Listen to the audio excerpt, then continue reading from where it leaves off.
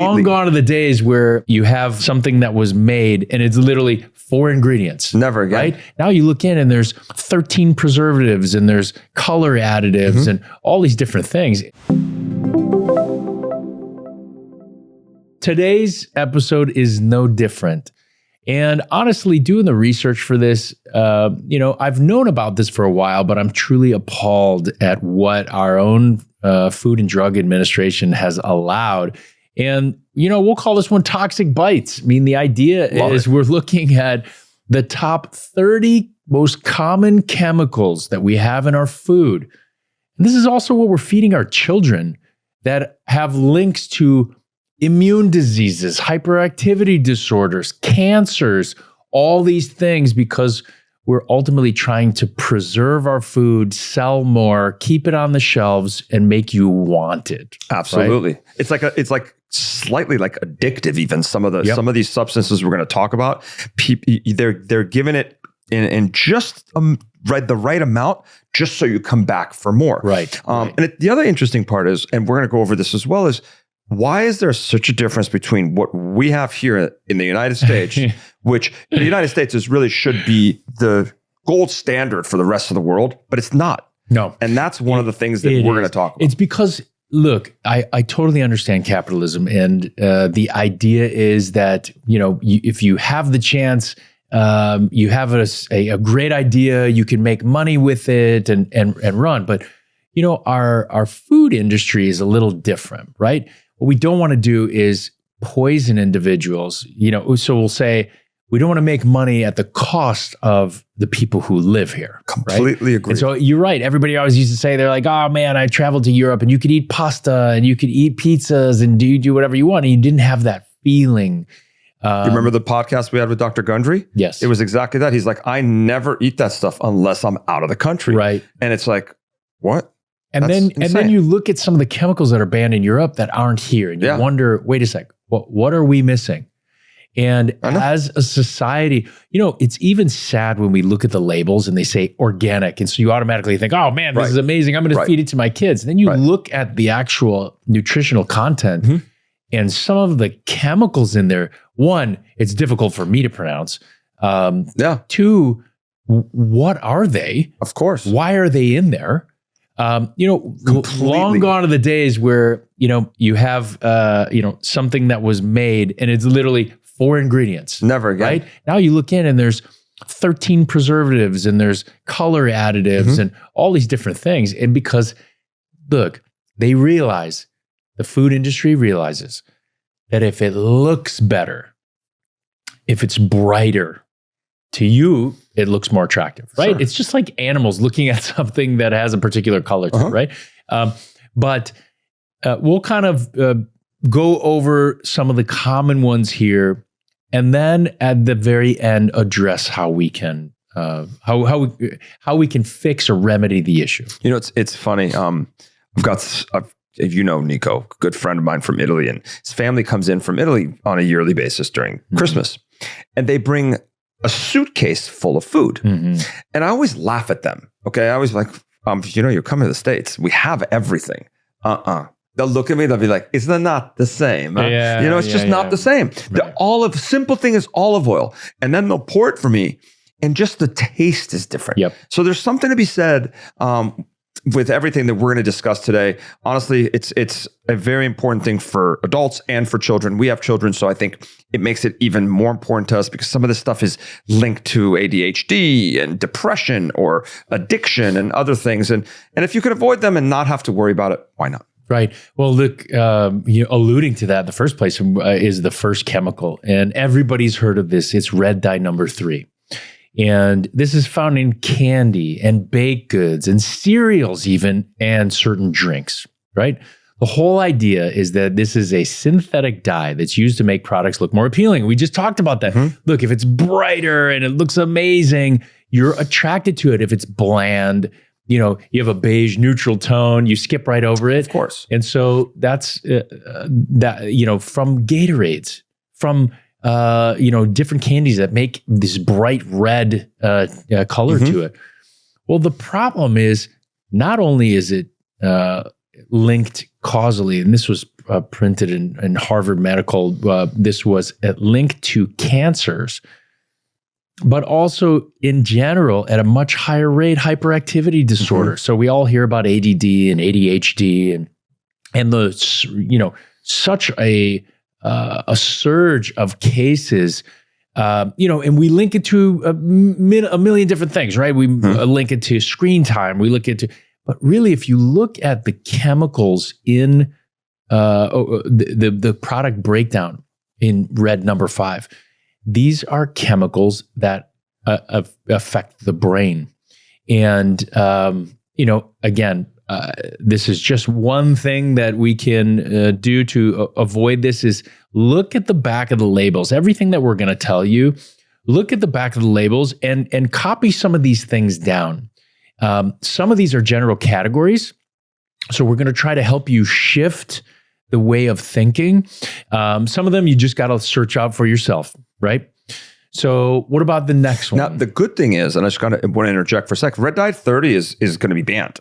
So that's one good thing. But then Red Dye 3. Red Dye 40 is also one that hasn't been banned. But that's like, for example, the spicy hot Cheetos. Yeah. Those fire Cheetos that people love. And they have one, they have to have 50. Yep. That's in, the Red Dye 40s in that.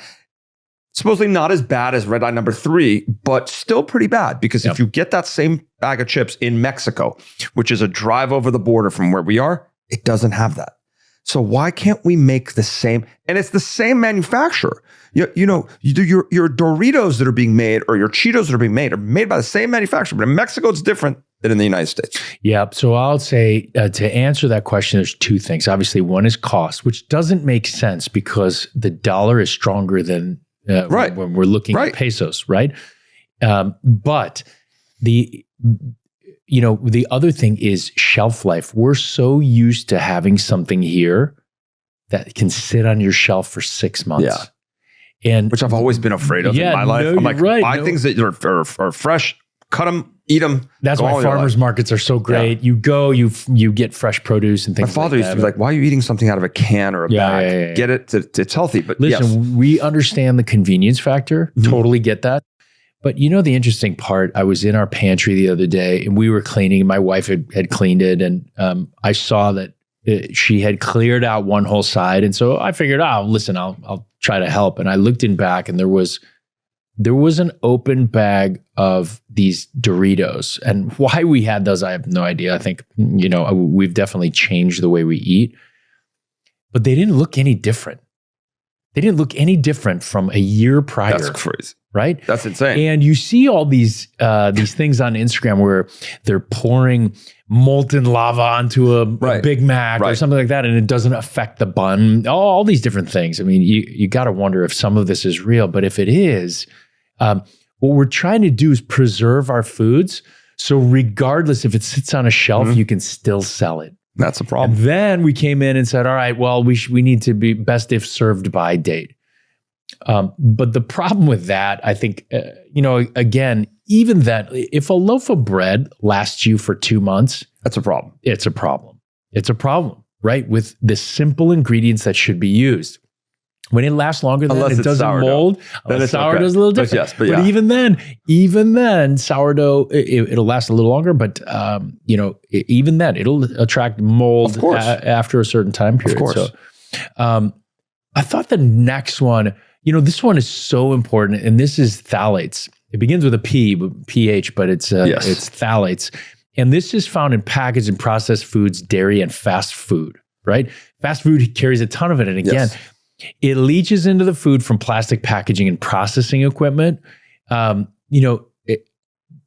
good part is you have something in a container that becomes quote unquote waterproof. So it doesn't, or grease proof. It doesn't, leak onto your clothes or things like that. The funny part is when we were growing up, that stuff was wrapped in, the paper. Exactly. No longer, right? It's like those things. But why not? Yeah. So it's got this waxy feel to the inside, and it's essentially liquid proof, right? But the problem is it is linked to hormonal disruptions, infertility, and obesity. Now, imagine hormonal disruption in children. And now I'm going to say something very controversial, but it seems that we're kind of struggling in a society that there's a lot of confusion. What if it wasn't a genetic start? What if it was hormonal disruption from our foods? And again, I'm not saying this is what I believe, but what I'm saying is if we can eliminate things that destroy the body's natural process or physiology, I wonder what would happen to disease and when we look at anxiety and depression and all these different things. Yes, this is multifactorial. I totally understand that. And again, I'm not trying to create any controversy here. But the idea is we're seeing, much higher rates of suicide, depression, in this country more than anywhere else. ADHD, yes. And people can attribute it to access and information, and again, back to screen time and things like that, which all may play a part. But what if there's an initial trigger? What if there's something that disrupts your own natural physiology that you become more susceptible when you're in front of a regular light or different light? And the interesting part is these things are not necessary, meaning like you can get away with not having, so far what we've talked about. Number one, it's just a color. Yeah. So you don't need to make things red. You can find other ways like beets to use it. And the phthalates, it's really just coming in packaging. So change your packaging. Yeah. The problem is, I think, again, it's going to go down to the bottom line of cost for a lot of people. Right. And the appearance of how something is. Right. You open something in a paper packaging, and if it's greasy, you're like, oh, but if it's not. And so I get it. But the FDA has actually stepped in with phthalates, and they've limited it, but it's still available. Yeah. So I do think that over the next couple of years, there may be a lot of changes towards how the FDA governs these things. And instead of there being a lot of pushback, I think for a lot of these, it'd be like, okay, open and shut. This is no good. Let's move on to the next thing. Right. Because there's no benefit from it. If there was a benefit, and you'd kind of see the risks and benefits and take it from there. Right. But there really isn't. So you're like, why are you using this? Yeah.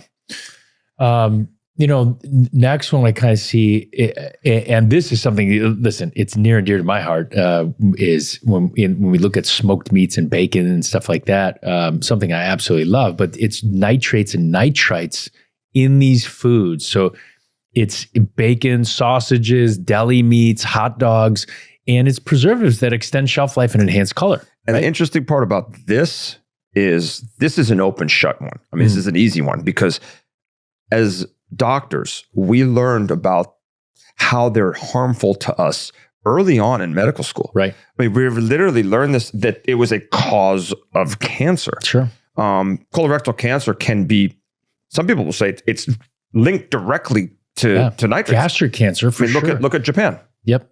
They would say that they used such high nitrates in some of the smoked fish that they had, that the cancer rate, the gastric cancer rate in Japan, and when you look at pathology from when we were in med school 25 years ago, 30 years ago, it was directly linked because it had the highest cancer rate in the world. Yeah.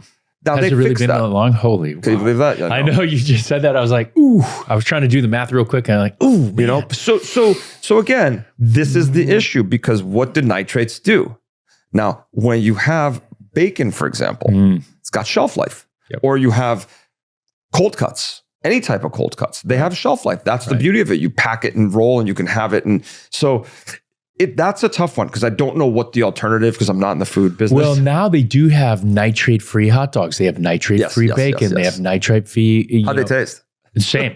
Do they? The same. They don't have the shelf life. The same. They just don't have the shelf life. And the sad part is, I think, to have fresh food without preservatives and things like that, it becomes more expensive. 100%. Right? And so it caters to,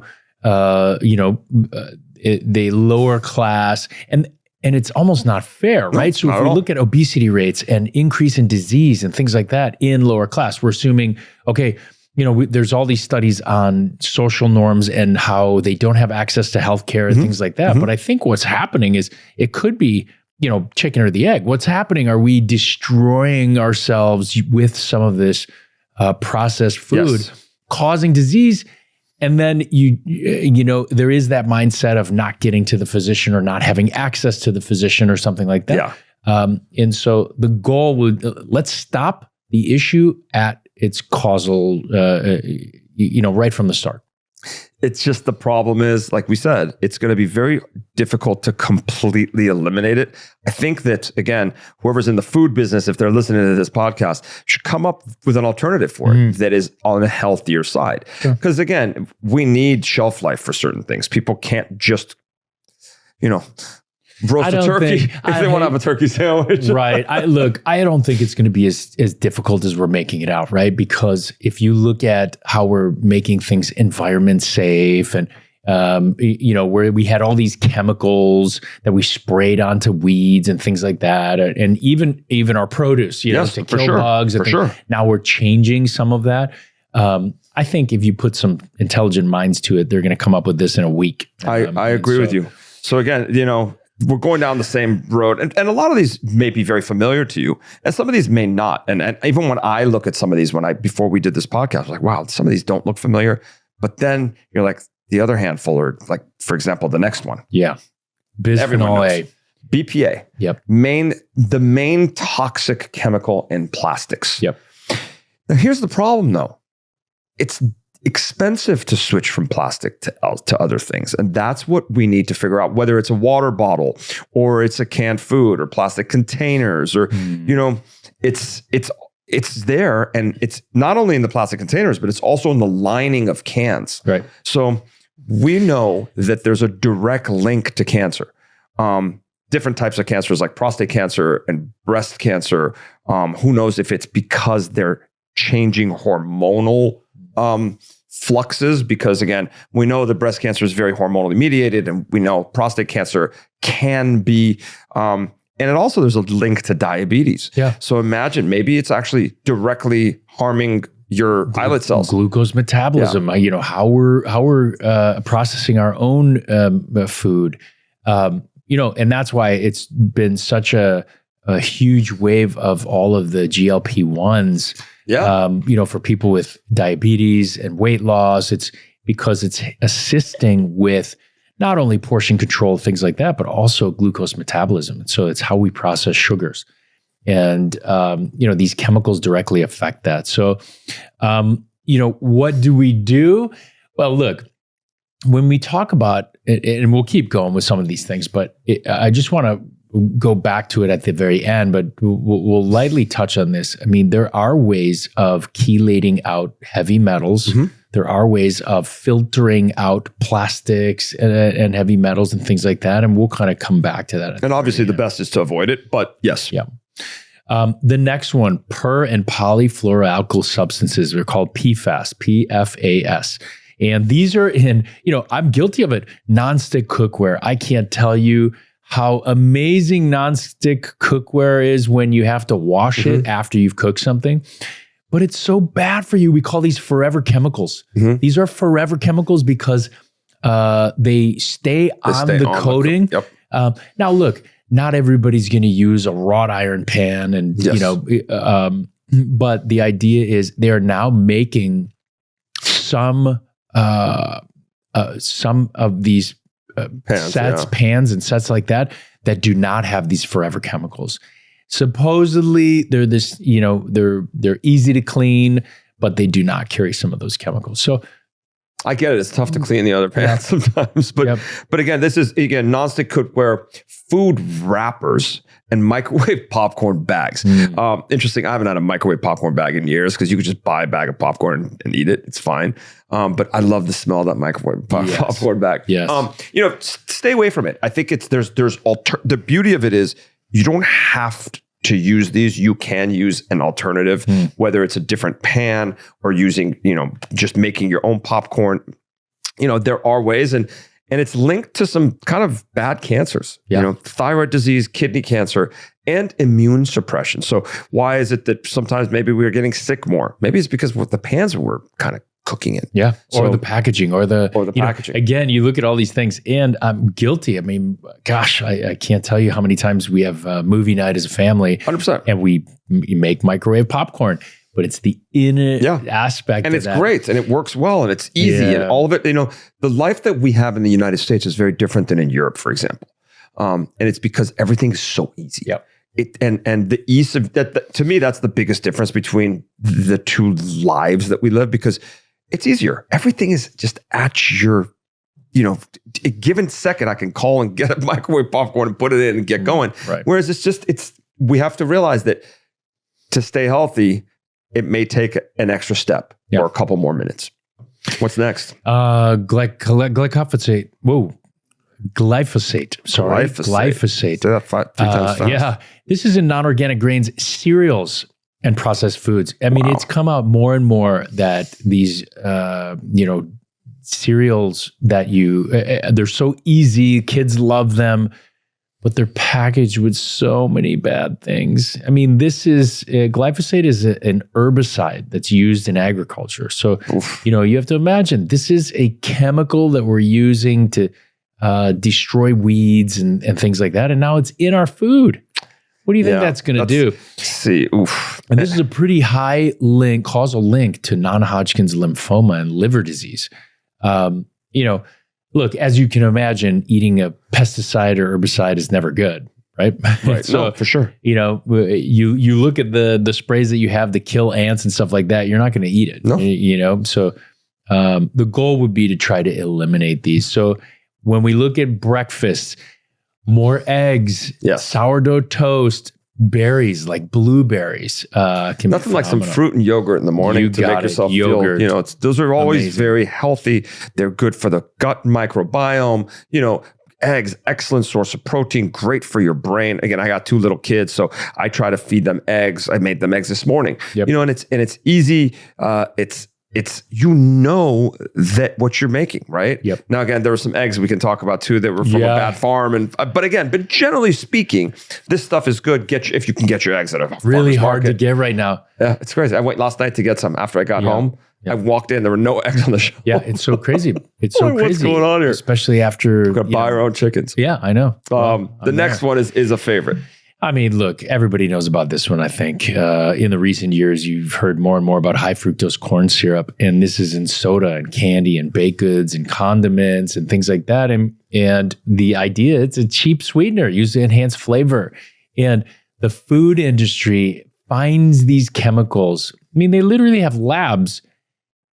There are products where it tastes like you have added butter, but there isn't a single lick of butter in that thing, right? But they found a way to create chemicals that elicit the same response from taste buds. The problem is that this causes type 2 diabetes, obesity, liver disease. And so, again, we want to avoid things in high fructose corn syrup that have high fructose corn syrup. The whole goal, look, we're trying to shift, whatever side of the aisle you're on. I don't think the slogan is bad to say, make America healthy again. I mean, not at all. If you look at a picture of us from the 50s to the picture now, it's horrible. We were embracing body positivity, which is fine. But at the same time, I don't think it's okay I think it's okay to avoid things that are going to make you unhealthy. Now, listen, some people are a little heavier than others. Some people, I get all that. But if it's something you can avoid to keep yourself living longer, living healthier, there's zero wrong with that. Nothing whatsoever. And it's interesting. It goes back to the same thing with the high fructose corn syrup. Exact same example. Coca-Cola. Mm-hmm. Here versus Mexico. Yes. Mexican Coke has sugar in it. Now, sugar is not bad for you if used sparingly. Mm-hmm. Because again, it's a natural substance, right? Pure cane sugar. But if you're using high fructose corn syrup, it's different. Yep. It's sugar times a billion. Yeah. And your body responds to it differently with the way your insulin and glucagon shifts, because it's such a blow of sugar to your system. Yeah. So I know for years, even when I was younger, we'd look at the label and see, did it have high fructose corn syrup? If it did, we wouldn't buy it. This was years ago. Yeah. And we're still talking about it. Come on, guys. If it's in there, don't have it. It's not good for you. Yeah. Well, then you've got the opposite end of the spectrum. So then we think about all these sugar-free substances where we use these artificial sweeteners like aspartame and saccharin. And we thought, oh, man, this is a great way to get around that. Diet Pepsi, Diet Coke, Diet everything. Sugar-free gum, certain desserts. You always see these sugar-free diabetic desserts. My mom's a diabetic, and so she shows me all these diabetic candies that are sugar-free. Well, what do you think else is in there? And there is a substitute that you can go with that's better than stevia. Yep. If it's real pure stevia, it's like a sweetener that doesn't give you horrible glucose spikes. Honestly, monk fruit or monk fruit. There's a lot of ways you can do this and not. But I do think that artificial sweeteners, I mean, we should all know this. This is not something, and they should be taken off the shelf. I think saccharin has been, if I'm not mistaken. Yes. But aspartame is still around. Still there, clearly linked to cancer, metabolic issues. Very much so. We talk, look, we call the 4 horsemen. These are the 4 leading killers, right? We've got cardiovascular disease, cancer, you've got metabolic disease and neurodegenerative disorders. Metabolic disease is one of the leading killers. So we're trying to say, look, all of these things that cause that can be eliminated. Absolutely. Imagine if we could take one of those horsemen away. I agree. It's like you sit there and you drink 4 Cokes a day. I know people are doing 10 to 15 Coca-Colas a day. Oof. You're destroying your body because of the sugar levels. Yeah. That's really what it is. Your pancreas can only take so much, Absolutely. Right? And if you look at our ancestors, they didn't have that kind of sugar. No. Right? If any. No. And so there was no sweetener. Our palates have just become much different, right? Absolutely. But I do notice, let's say we're in Italy or France or something like that. I notice myself adding a lot more salt, pepper, sweetener, sugar, whatever it may be. When people drink their coffee in Europe, they're not adding sugar and sweeteners and things like that. It's just black coffee. You're right. And it's delicious, and that's how I take it. Yeah. Now, when I have the coffee at work, I'll add a little bit of stevia. Yeah. But when it's good, I think when the flavors of whatever you're having is really good, you don't need anything else. Yeah. The next one is a favorite because I used to blow up like a chipmunk if I ate this. Yep. A lot of people are allergic. Yeah. Ever have Chinese food before? Yeah, MSG, monosodium glutamate, and this is found in chips and processed meats and fast food, and it's there to enhance flavor. Every Chinese restaurant used this. Yep. And the interesting part is now, if you go to a restaurant, it's still around, but if you go to a restaurant, they'll actually, if it's a Chinese restaurant, will say we're MSG free. Yep. And for me, I really have a bad reaction to it. I do get serious inflammation because I think it's just a toxic chemical. Yeah. Leads to obesity and liver inflammation and migraines. I mean, the amount of people with migraines now, it's absolutely insane. And there's got to be a link to inflammation for that, right? Yeah. Something's happening where you're getting major inflammation from that. Again, some of these things we're talking about, everybody knows about, like MSG. And I think most people are educated enough where they try to stay away from it. Yep. But it's still there. Maybe over the next couple months or year, it'll be taken off the shelf forever. Yeah. Because I don't see the benefit to some of these things. Some of them I understand, I guess, for packaging and so forth. Some of it, MSG is just no need. Yeah. Use something else to flavor it. Yep.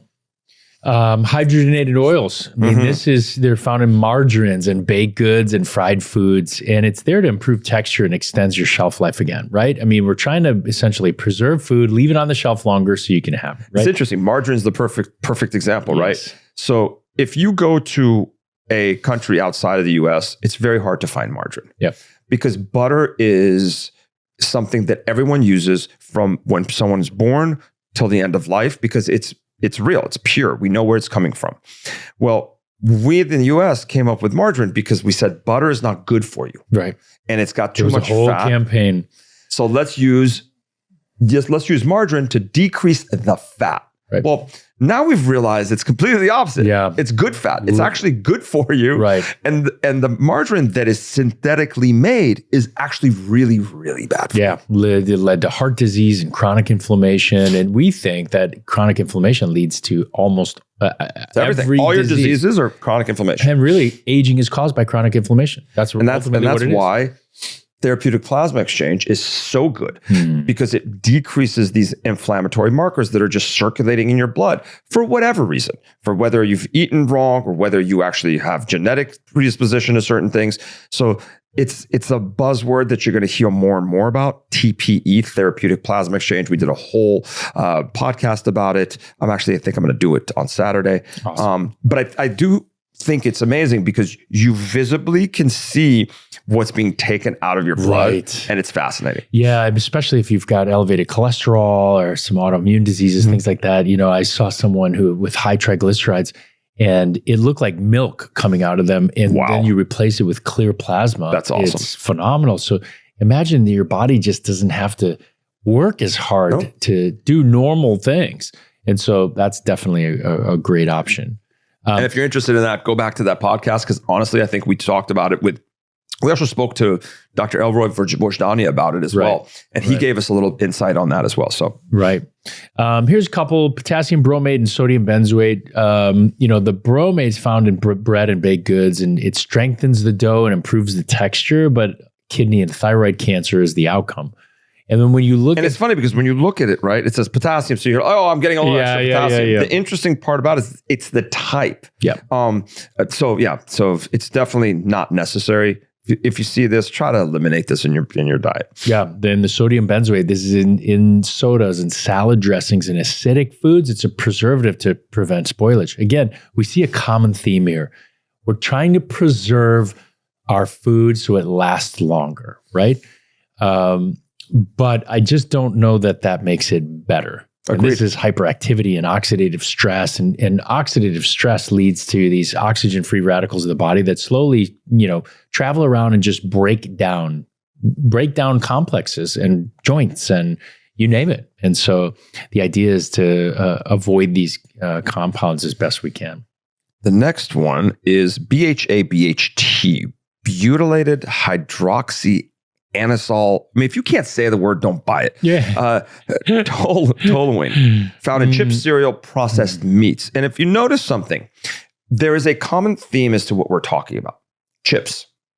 Again, my mom comes over and asks my wife why we have chips in the pantry. And she's right. Chips, cereal, processed meats. Yep. And we'll keep talking about the same thing over and over again.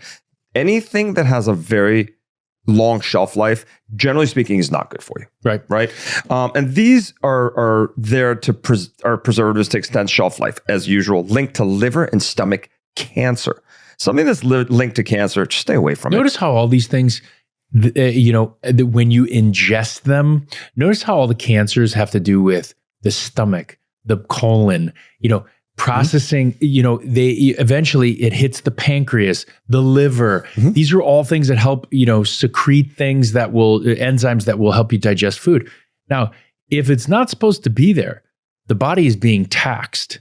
And then the ultimate result is liver disease and pancreatitis and the idea that you can't process foods and gut inflammation and all these different things that eventually can lead to cancer. So, although we're proud of our scientific community for a million other things, this might not be one of our best.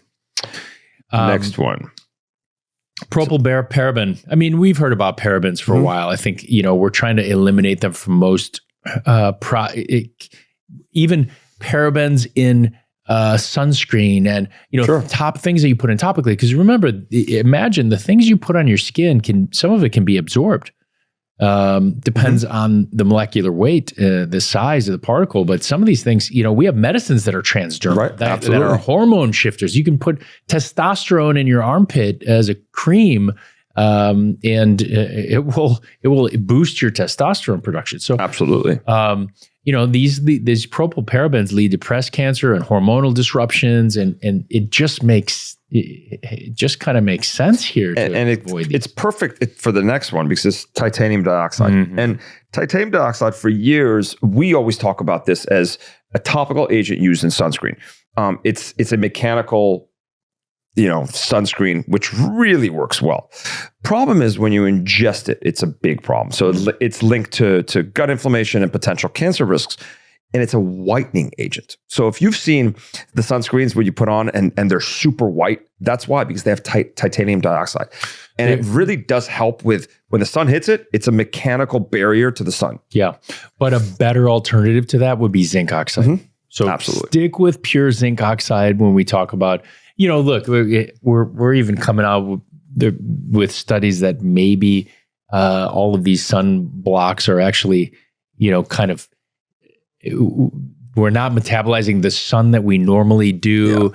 And it's leading to other issues. It's almost like every time we give a medicine, there's like 8 side effects.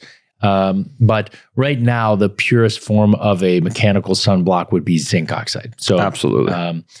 And now we can talk about carrageenan. This is dairy alternatives like almond milk and in certain yogurts. It's a thickener and a stabilizer. And this is linked to gastrointestinal inflammation. And so again, anything it's chronic inflammation usually leads to cancer. And if you want to have almond milk, because there's a lot of bad press about almond milk lately, just make it at home. My wife does it. My sister does it. You get your almonds, you soak them in, and you make them.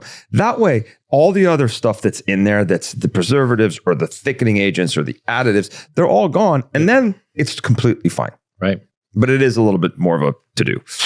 Brominated vegetable oil, citrus flavored sodas and sports drinks. Now, this is a big one. It prevents separation of ingredients, but it's also linked to thyroid and neurological issues. So, when we look at all these sports drinks, more often than not, the colored sports drinks they probably carry something that you shouldn't have. I mean, it's just, it is what it is. And I'm guilty of taking down some of these things like energy drinks and all those things. But, anything outside of regular caffeine, when you start adding preservatives, it just twists, it takes it down a different chemical pathway. And so propylene glycol, these are in salad dressings and frostings and cake mixes, and it adds moisture and stabilizes the product.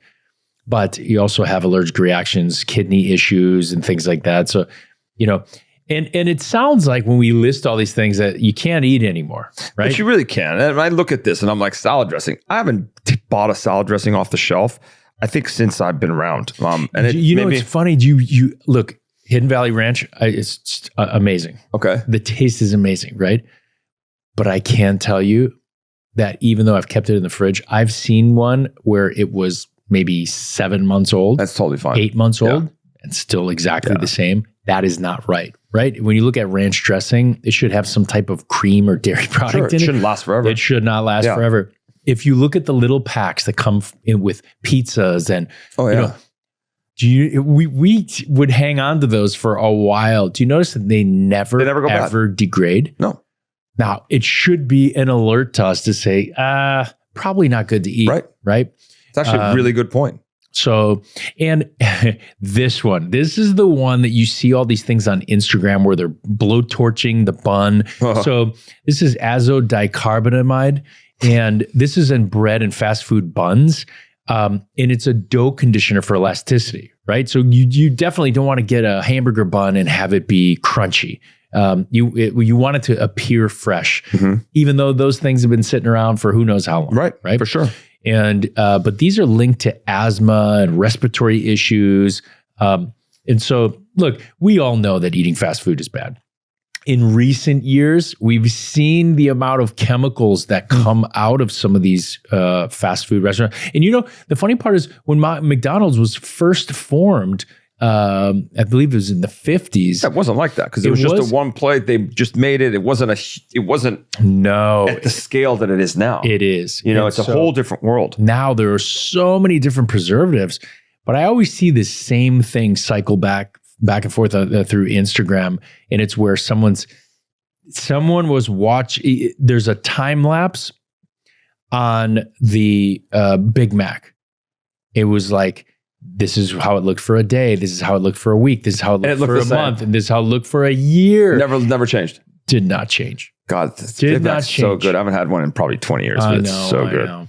And then the second one is I always see where they're adding different amounts of heat to the outer aspect of the bun. And nothing happens. No. Then it goes all the way up to crazy. It almost looks like molten lava that goes over it and it's still fine. Now, I don't know if it's true, but it clearly can withstand some things that are not normal. Yeah.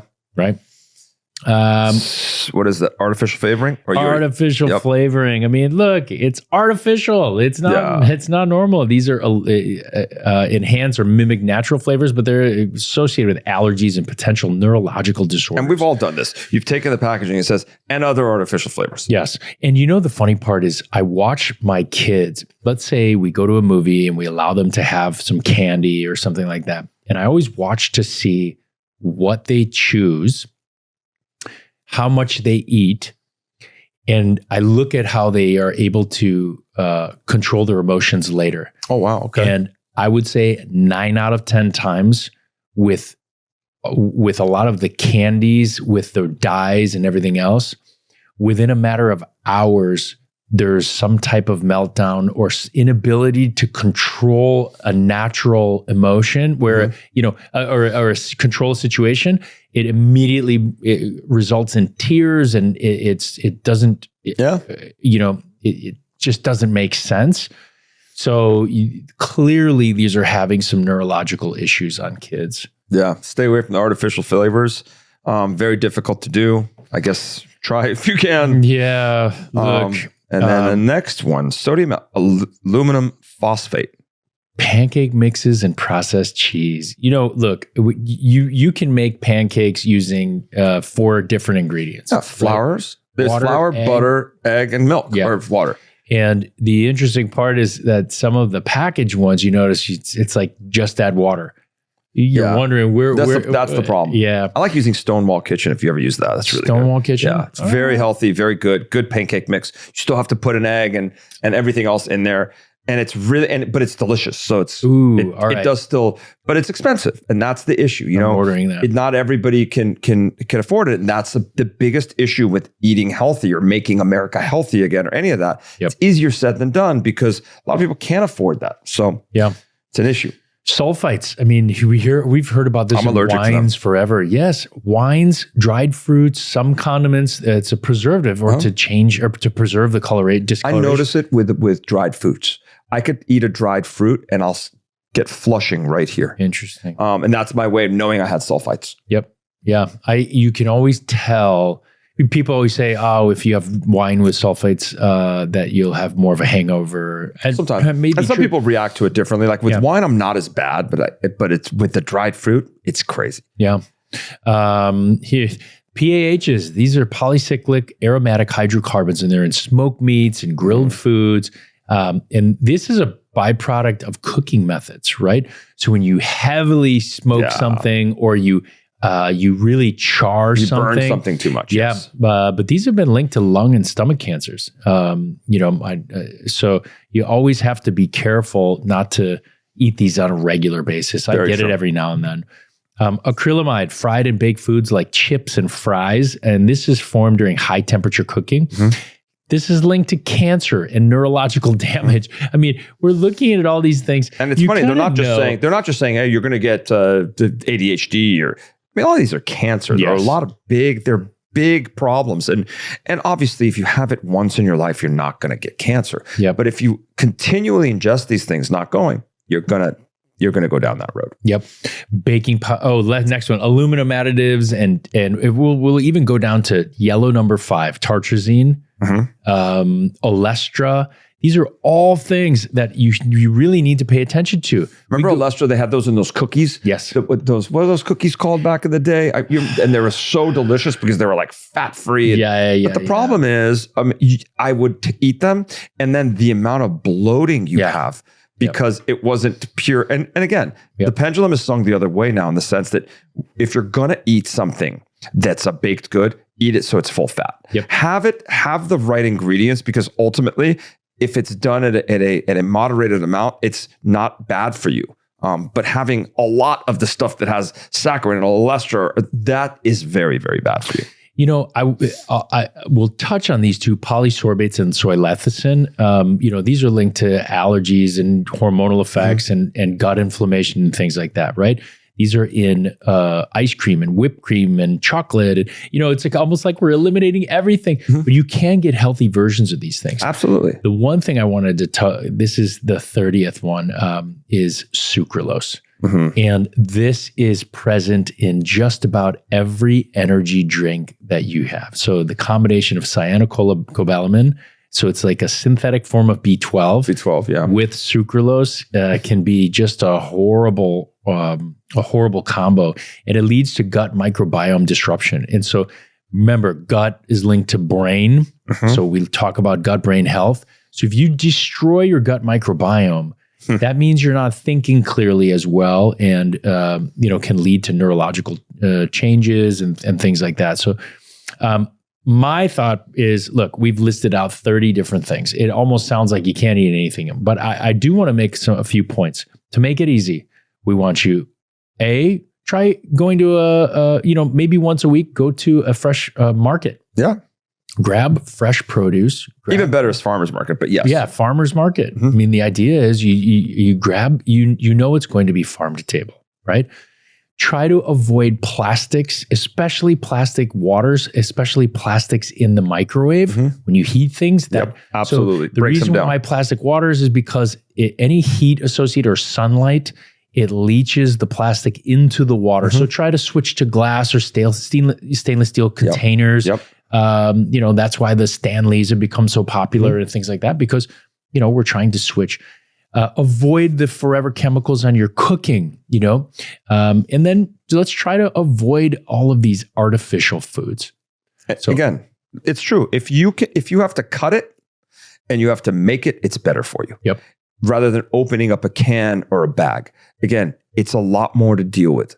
We understand. We've done years of residency where we had no time to go and have a home cooked meal or properly cooked meal. And we've had very, very, very unhealthy moments in our life. I mean, we understand that. Yep. But now that it's actually right in front of us and we understand more about it, I do hope that there'll be some regulatory mechanisms that will help the country, because not everybody has this at their fingertips. Some of them aren't educated to the point where they know what's good and bad for them.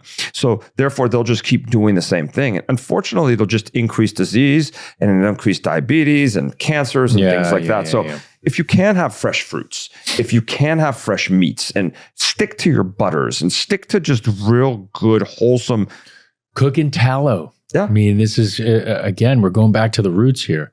And lastly, I would say, for those of you interested, start looking up therapeutic plasma exchange, or TPE, because it's a great way to give your body a reset. It's an oil change for the body, and you'll eliminate a ton of these type of chemicals that are circulating in your body. If you like this video, you're going to love this one. He did it for Tiger Woods, A-Rod, like all those big people. And he kind of started doing it for sports injuries. And then obviously people started using it for cosmetics and so many other applications.